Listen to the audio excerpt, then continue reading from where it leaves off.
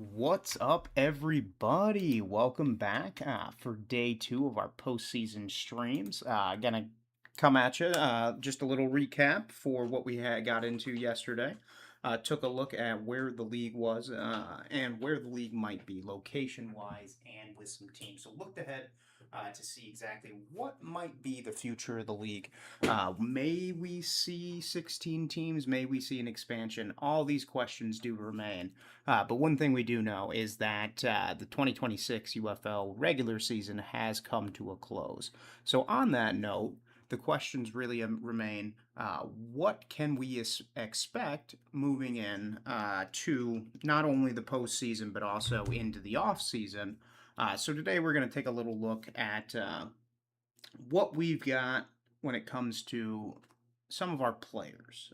We looked at team location and teams yesterday. We'll look at some players, and then for the rest of the week, we'll probably focus in on our current teams in the playoffs. But as a little starter, just want to say thank you again for joining us. It is always a pleasure to have you with us. But at the same time, make sure you are jumping in, subscribing, liking, and getting your notifications on so that you can stay with us whenever we do end up going live. And when we do, love to have you in the discussion. Big question we levied today was, who is your favorite player? And most people would say some that have went to the NFL. But we'll see exactly some of the favorites throughout the league and the prior leagues, the predecessors, heading into 2026, soon to be 2027. And across all of these, one thing that the fan base. What is going on here? One thing the fan base does have going for it.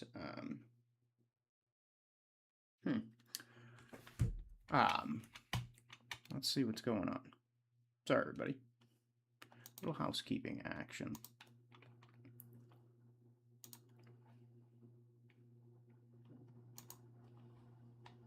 I don't know that I'll be able to. Let's see.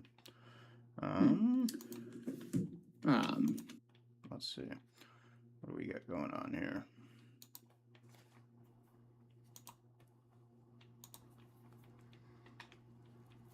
Let's see.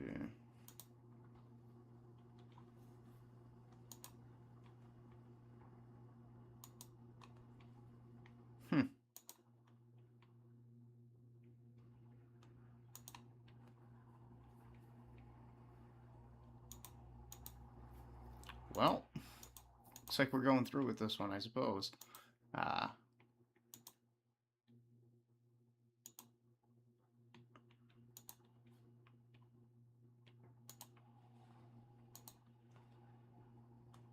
Now let's see how things are coming. So now we can dive back in. But anyway, we'll be looking at the teams ahead and just more generally kind of where we're at and what our teams have in store for us. So depending on where we go and what teams we look at, we'll have a better idea of exactly how things have shook out over the years. And ultimately, all of our postseason streams here are really a testament to the fan base because without you, the season really wouldn't be what it was.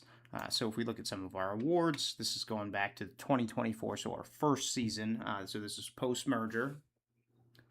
So if you look at our players of the week, Chase Garbers, not really a name that stuck around. Daniel Wise, same thing. Then you look at Jake Bates. We all know Jake Bates. And then Marcel Aitman. Taco Charlton, a bigger name in the past, not one that really rose to a newer name. Adrian Martinez ended up being an MVP. And then you got Carlos Davis, Andrew Smite.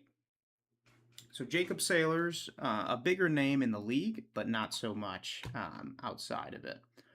Jake Bates getting a second. Adrian Martinez got quite a few. Then Bryce Perkins got one in 2024. Then overall, not too many. Then you look at PFFs. So Dondre Tillman, that's a name. For the most part, most of the players getting recognized are not those that are moving up to the NFL. You know, they're the consistent players across the league. Then we look at our season awards for our all UFL team. We had Adrian Martinez, of course, Jacob Saylor, Hakeem Butler, Daywood Davis, Marcus Sims. Marcus Sims, someone who's kind of fallen out of the league, unfortunately, was kind of more a more consistent name. Then you look across Chris Odom, Breland Speaks, some bigger names as well, Willie Harvey. And then we got kind of cool, of course, Jake Bates.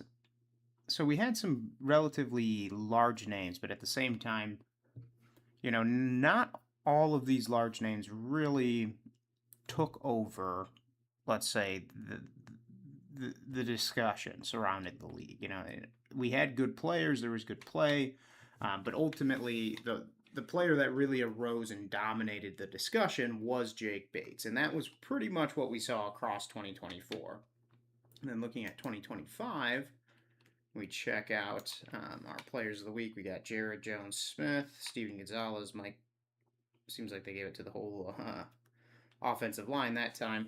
Anthony Hines, Matt McCrane. So some consistent names that we've seen across the league this year, as well as you know, the years past. And we look Matthew Sexton. That was a good performance. But a lot of our players have relatively been smaller names. Let's say Pita Tamapena, pretty big across spring football, but not so much outside of spring football. And that's where I think most of and this is, I think, part of the marketing, and this has been, you know, this year we've seen a little bit different with Tamu being really in the center. But at the same time, you know, they're trying to prop up these players and surround these storylines. And not that they've done a terrible job, but at the same time, you know, there is something that is desired. You know, we're building up our stars, but ultimately the biggest players are going to leave the league every year. That's okay. That's a sign the league is working. So when we look at kind of who's been recognized, a lot of these are consistent names within the league. Some players do end up getting pulled up, but for the most part, you know, Sayusi Mariner, I believe, got pulled up. But a lot of these players, Joshua Corbin, Tawa, they end up just sticking around spring football, which isn't a bad thing. You know, it's more a testament to their skill set. And not everybody's going to get to the NFL, unfortunately. But then when we look at this year and kind of projections, I guess, on where we might be, or I suppose who might end up getting a little push going into the rest of the season. Tanner Brown more than likely is a favorite, I think, to get pulled up to the league. Special teams wise, probably just Tanner Brown. He is kind of that rising star when it comes to the kickers, and the kickers have been the most dominant face of the league throughout all of its time. And that's not a bad thing either. You know, that says more about what this league tries to do, which is giving more opportunities. When it comes to defense, you might see some movement here, maybe Tony Fields. But for the most part, I don't expect too much changeover. Then on offense, probably not too much changeover as well. We'll see. Jack Plummer more than likely will get another shot in the league, especially if he takes the MVP honors. But let's look now at who's made it to the NFL, because so far as it stands this year, you know, I think you probably got two guaranteed, that being Plummer and Brown. Tanner Brown as the kicker, but depending on how the playoffs goes, you know, we could see more, of course, depending on the performance. But then if we look back at kind of all the players that have made it to the NFL, we'll look starting in 2023, go hit 2022. Ben DiNucci from the Seattle Sea Dragons did get his start into the NFL. John Parker Romo got some time playing, and then if we keep looking, few other names ended up being relatively big. Willie Taylor got a chance with the Jaguars. Who else we got? Rex Sunahara still is doing quite well with the Browns, I believe. So some of these players, you know, are impact players that we may not see them in the most, let's call it the limelight. Then we keep looking. So good amount of players every year over year, and that's what we'll see is that a lot of players were making it to the league. Those that because it's more tape and they're playing at a higher level for the most part. So if we look at 2020, who is kind of some of our bigger names? What do we got? And not everyone that goes ends up staying. A lot of the folks that go do end up coming back to the UFL. Look, Tomu even got a shot. But for PJ Walker, he ended up playing some time with the Panthers. So like it was working. There was definitely some movement for a lot of our players. So we look at the XFL now, or is this the USFL? USFL. Sorry, that must have been the XFL right there. What am I doing here? Yep, that was our XFL. So then when we look at our USFL, down 2023, Brandon Aubrey, that's pretty much the biggest name and has been the most consistent. And the man is about to reset the kicker market in the NFL. So really a good performance, I would say, for the league, if nothing else. Because that's what they're trying to do is get people to the NFL. And every single time they have play a snap, that's a discussion about the UFL and the benefits it offers. Alex Magoo did get his shot, didn't end up doing much with it, but had a chance. Certainly had a chance. Then we got Josh Butler. Not so much. Breland Speaks got his shot, ended up coming back, of course. EJ Perry got a shot with the Texans. And a lot of these people that do end up getting picked up end up, being more practice squad players or training camp players.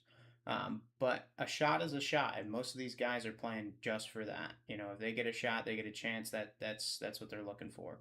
Cavante Turpin, one of our bigger names as well.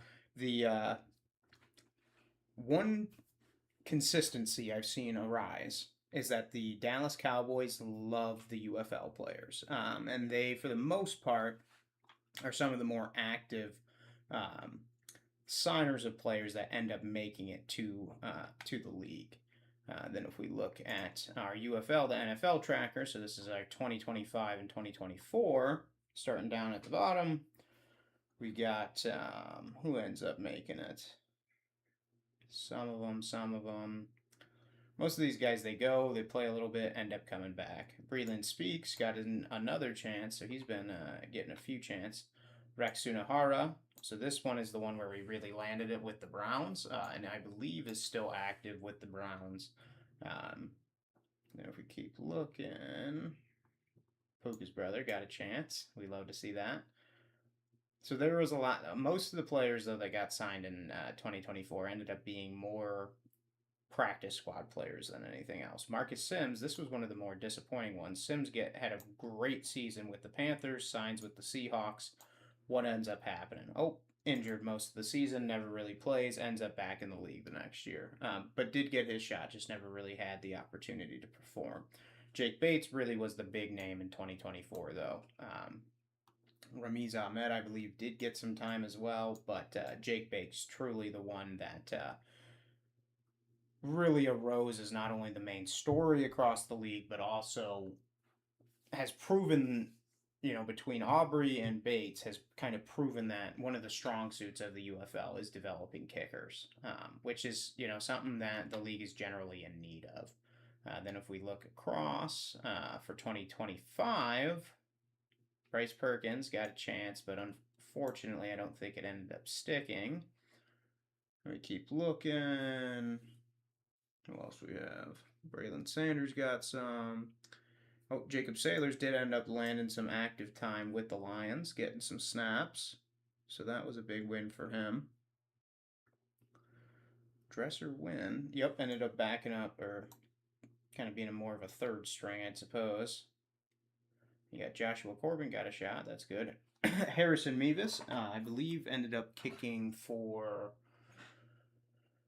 the Rams and nearly ended up in the Super Bowl and very well might, and is still on the team. So really some talent. And if you look here, these players there got released and then got another chance. Ended up some of them not sticking, but for the most part, it was a big win for them. And we looked one of the other big names, Jalen Redmond and Dondre Tillman, to come out of 2024. One of the more impressive showings, I would say, on the defensive front, especially to show that not only the league has that in it, but the fact that there was definitely a chance for them. So looking back at our 2025 position, and I expect this list to really grow as the time goes, and I'm surprised they haven't expanded it to include 2024. But they're just showing exactly, this is really part of the resume of the league.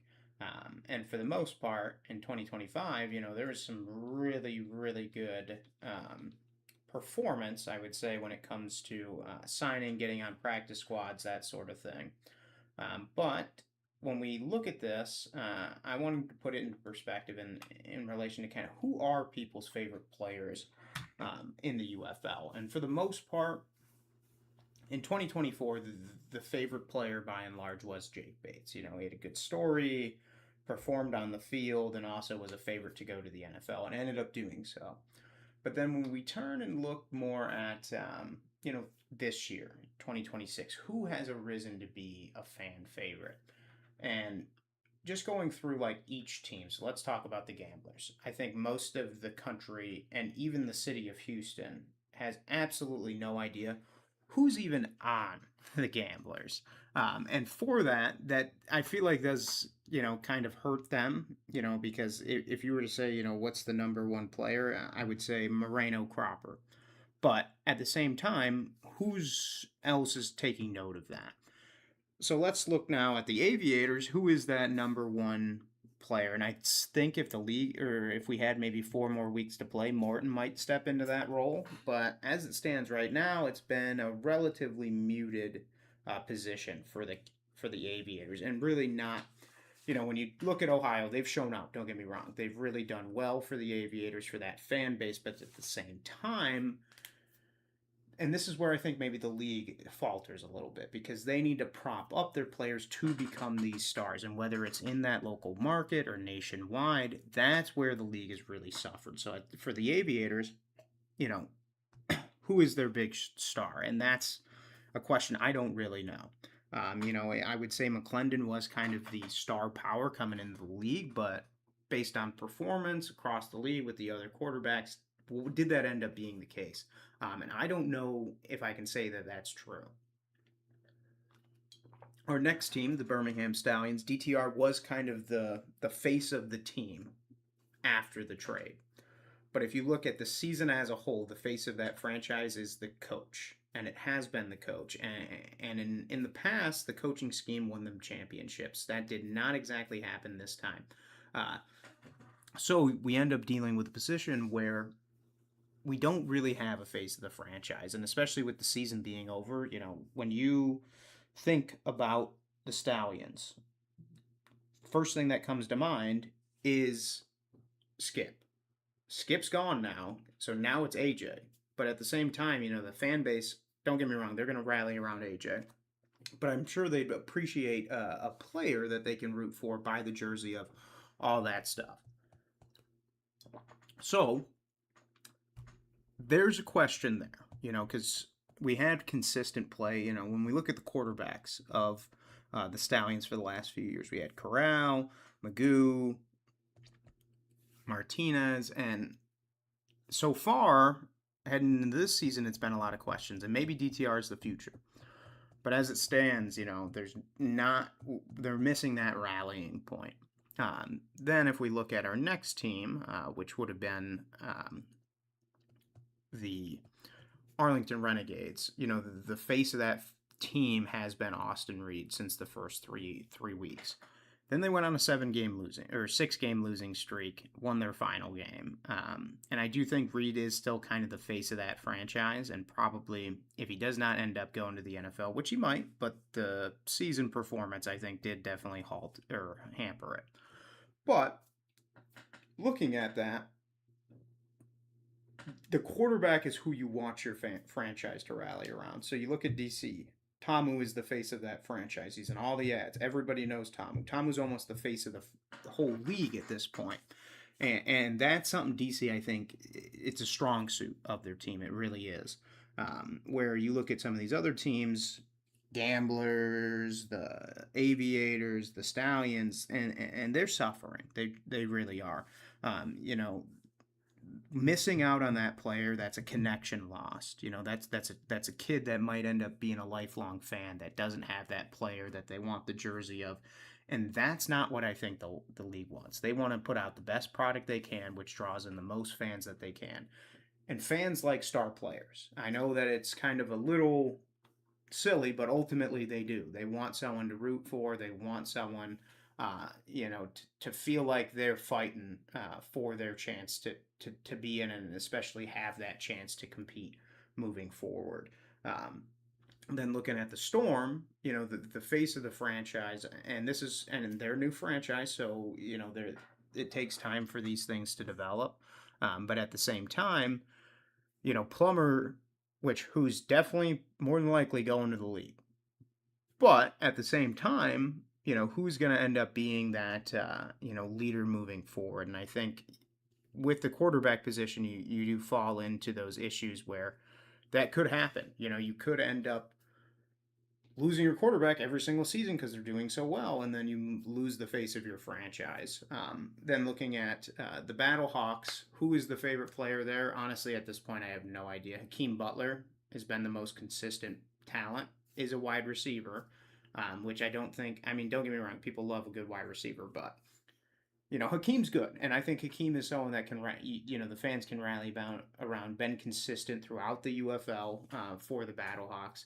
But there are questions there still, specifically like what's going to happen if you end up losing Hakeem. Who is that next player? Is it going to be the quarterback? You got the Spring King for now, if you continue the season as long as you can. But what does the future hold for the Battlehawks? And I think there are a lot of questions there. As long as Butler's there, you can sell your jerseys. Don't get me wrong. But you got to look to your future. And I think that's something the UFL will really be looking into this offseason, because that's when you develop these storylines. That's when you dig into your star players. That's where you get your coverage on them. That's where the storylines develop. That's where you get your beef. That's where you get the things the fans want to tune into. And it takes time to develop. It does. We're still got a lot of new teams, got a lot of new faces and such. And then finally, the Louisville Kings. I think truly they are more than likely probably rallying around, like, don't get me wrong, Coach Redmond is kind of like the face because he is that Louisville local talent, that local face of the franchise. But at the same time, the Kings really have a lot of good talent. Whether it be on defense, whether it be on offense. So like Cam Gill on their defense, been leading the league in sacks, really been one of the more consistent talents throughout this season. And ultimately, players like that can lead, the franchise. But I do think with the Kings, and I'm not going to say it's a fault of Chandler Rogers. Chandler Rogers got a great story coming out of the showcases, ended up starting for the team and really kind of pushing his way through. But at that same time, it's not Rogers. So then who is it going to be? Is it Lucky? Is it, is it Winstead, one of the running backs? Who is that, kind of face of this team? And I think throughout the playoffs, depending on how they do this week, of course, we'll really start to see who that might be. But on that note, on the note of, who are people's real favorite player, and I think across the UFL, the number one favorite player of most is going to be Jake Bates. And then you get into kind of more your team-centered fan bases. But the next most popular one, I'd say, is probably one of our defensive talents, being Dondre Tillman or Jalen Redmond. And I would almost say Jalen Redmond's kind of both players have done quite well, but I think Jalen Redmond does kind of hold a higher esteem, let's say, across the league, just being one of the first to really make it active roster and really make his presence felt. But on that note, I did have a little bit of a list. This is a bit dated, 2025, kind of looking at some of the best UFL to NFL players. What were some of our favorites? Brandon Aubrey going to be the number one there. And this was more a result of the fact that Aubrey had more time to develop that fan base. But you look across the NFL last season, best kicker in football, Brandon Aubrey. So, justified. And I can understand why people are a fan. Next up, Jake Bates, of course. So the kickers have really been dominating kind of the the spotlight when it comes to the UFL's players in the NFL. Then we look at Cavante Turpin, also really really popular when you look at kind of into the NFL and kind of performance there, because Cavante's really really done well. So like you look here, this 99-yard kick return. He also is catching passes as well. So 31 for 420 and 2 tuds, making his being useful. And that's what a lot of these guys do. They wanted their chance. They wanted to get on these franchises, get on these rosters, have that chance to not only make NFL money, but at the same time contribute, compete. And that's, because we know all these NFL players, UFL players, they're all competitors. So they're driven to really get out there and give it their all. And that's what they've done. And then you look at Dondre here, only ended up playing 12 games, but had 20%, played 20% of the snaps and had 23 tackles and 5 sacks. So made his presence felt immediately, and ended up being a part of that pass rushing rotation like throughout most of the seasons.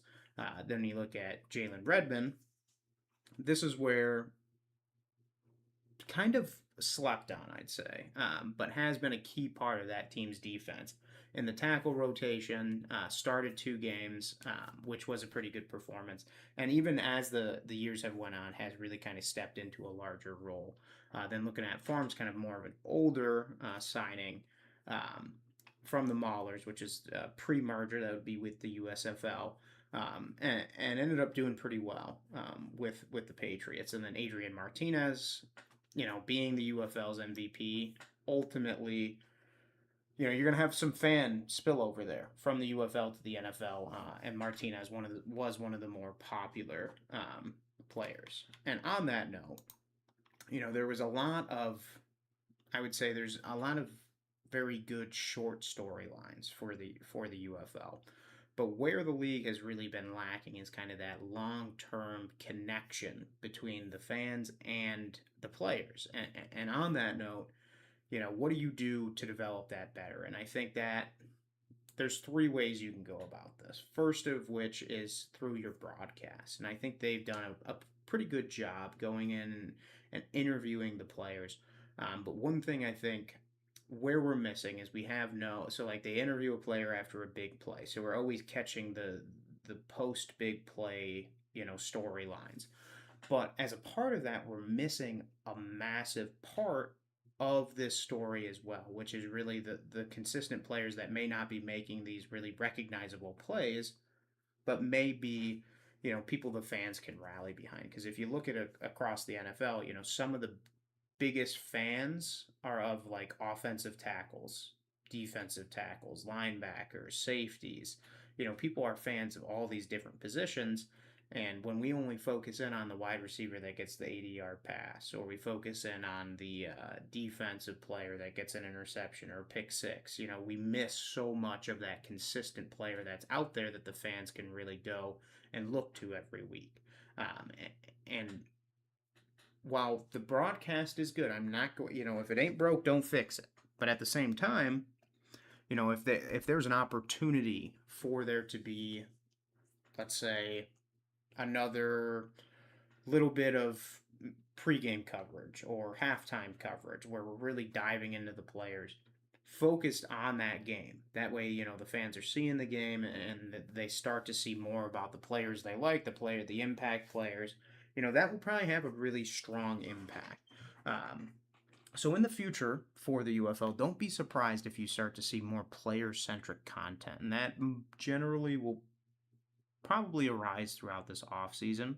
But at the same time, during the season, I expect there to be like way, way more content. And I think that's something that Reeple's starting to realize with kind of the hub, is that he's able to really take their crew, take their staff, get the social media departments out there, and they can do interviews, they can do anything they can to develop this content. So expect to see more of that for 2027. Then when it comes to the other players, I do think the UFL has an age issue, plain and simply. You got a lot of our players that have been in spring football for now 5 years, going back some to 2020.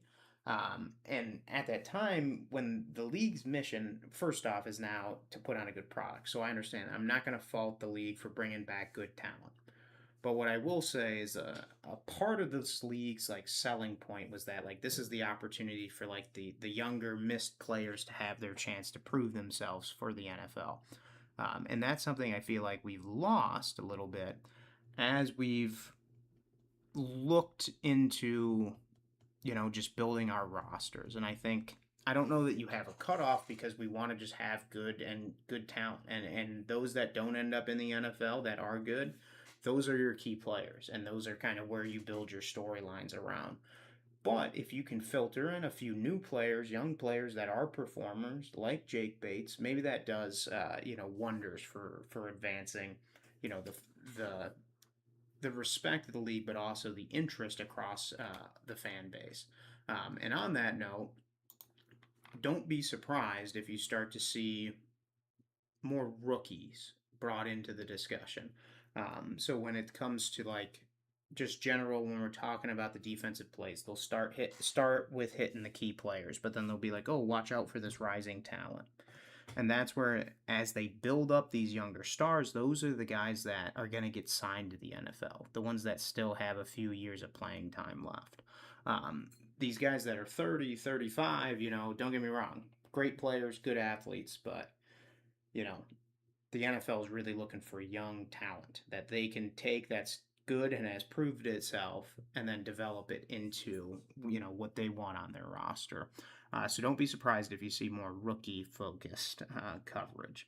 Then our final point, or I guess potential for the league in 2027 on the note of players is I think you're going to see a really expanded showcase because out there could be some really, really good talent.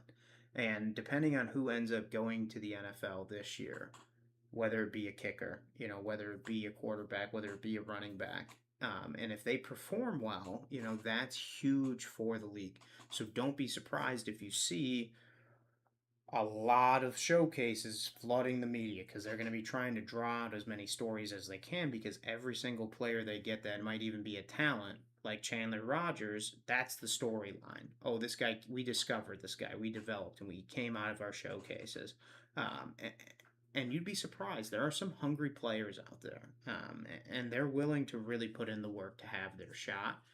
So I wouldn't be surprised if we start to see an intermixing, let's say, of the rosters, especially the fact so we built new rosters going into this season. We did a distribution draft, did a new player draft, and now that we have these rosters, the teams, whoever's in charge of them, now have the ability to really build on that. So whether that be through trades or pulling talent out of the showcases, we'll start to see the best product we can because right, as it stands right now, they have basically 2 months to build their roster based on what they could draft.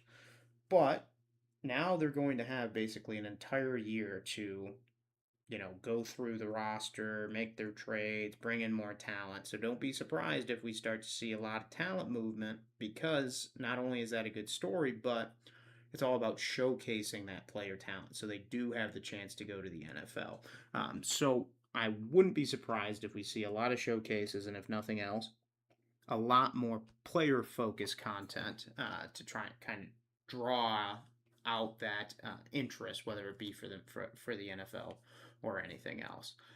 But that's pretty much all I got for us on the players. We may have more on that front kind of moving forward, but just kind of wrap up our playoffs. The big news surrounding the playoffs, the league came out last week and announced that um, Orlando would not really get to host a playoff game and would end up playing in Columbus. And the reasoning behind that is the league really just wanted to announce that there will be a site for one of these playoff games because at the time it remained in question. Is Orlando going to get to host a game? They ain't got nowhere to host it, so how are we going to go about this? So it was Columbus, didn't end up doing that. So now they're going to Daytona Beach, so they're pretty much looking at it and they said, yeah, let's do it here. A little bit far, so I believe it's 2 hours, I think, for Orlando, but it's as close as possible. So it's in the state, whereas, this game was going to be in Ohio, which for one, this game is going to be played between Orlando and DC. There's not a lot of their fans in Ohio, and maybe there's a good amount, but it's going to be pretty tough. And then what's most exciting is they're really trying to pack the house here. $10 to get into the game. The season tickets are complimentary. They're giving out fan-friendly concessions, so that's going to be some affordable beers, some affordable dogs, and then also a T-shirt giveaway. So really, a game I think to look forward to is holding that early window on Sunday for the playoffs as well. Um, I'm excited to see what we have. So if we look at it, they'll be at 3 p.m. Taking on the Orlando Storm in Daytona Beach, whereas the Louisville Kings will be traveling to St. Louis. I think this is going, the reason the Louisville game is in uh, the later slot, for one, DC is taking on Orlando for the third week in a row, which last year we had a similar issue occur between the Birmingham Stallions and the Michigan Panthers, and that kills fan interest. I'm not going to lie. Well, there is a little bit of interest because we're wondering, can DC get a win? It's unlikely they do. Hopefully they do. Then their home field, they'll have home field advantage in the United Bowl. And it was close, but there were quarterback questions. And Jason Bean, he's throwing interceptions and he's having turnovers. But you look at this night game or this evening game between the Kings and the Battlehawks. That's interesting. The Kings are a good team right now. They've won 6 of their last 7. You got the Battlehawks, who new quarterback did just lose, so that's good for the Kings. But I think it's highly likely, a little bit of a toss up for our evening game, but the Kings could be taking on the Storm. All 4 of these teams could end up in the United Bowl. So it's hard to say which ones will. But ultimately, that is kind of an interesting perspective to hold because as it stands right now, we'll know based on how the early game goes, who's going to take home the win and who's going to have uh, will DC have that home field advantage? But this late game, there's going to be a lot riding on that. And then if we look at our league standings, for the most part, Orlando more than likely, well, quite possibly could end their season at 8-3. But the Battlehawks could get 2 more wins. Kings could get 2 more wins. So don't be surprised if the win total at the head of the league this year ends up being between 10 and 8, I would say. Possibly 7. But for the most part, it's been a good season. And I'm excited to see kind of how the playoffs go and especially where our signings go for our UFL players and who ends up making it to the NFL. But on that note, that's pretty much all I got for us today. We'll be picking it up tomorrow with one more stream. Going to focus in on the teams going to the playoffs. Take a look at kind of how the teams have been, their stats, who has been some of their impact players, let's say, and give you my thoughts on kind of where the teams go in the future, going into 2027, regardless of the playoff impact. So we'll take a dip into kind of rosters, the dip into the fan base, maybe into the coaching as well. Maybe even look at some of the other ones as well. But it's a long week, it's a long playoff season, so we do have plenty of content coming down the road for you. So make sure you're liking, subscribing, turning on those notifications so you can join us along in these discussions. And at the same time, do just want to say thank you for joining us. Every time we do go live, we do it for you. Do it for the fans. That way you can participate in this discussion. And, all we're seeing is games right now. And I know the fan base is hungry. So we want to give you guys these opportunities to not only engage with us, but also give us your thoughts because that discussion around the league has impact. We saw how they ended up changing the rule regarding the playoffs or not the playoffs, but the extra innings. Let's say, I guess the shootout that we end up doing for our overtime situations, and that sort of thing really can, I'd say, assist um, in just generally framing the discussion across the league. So thank you for joining us, taking time out of your day, and making us a part of it. But we'll catch you tomorrow for a little more discussion regarding the UFL, especially into the playoffs. So thanks again. Have a wonderful evening, and I appreciate all the time today. Bye now.